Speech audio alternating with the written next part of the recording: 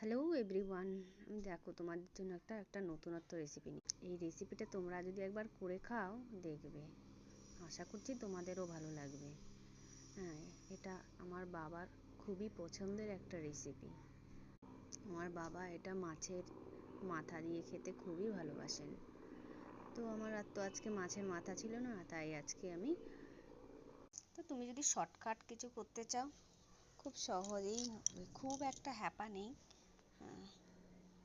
দেখো রেসিপিটা খুবই লোভনীয় একটা রেসিপি।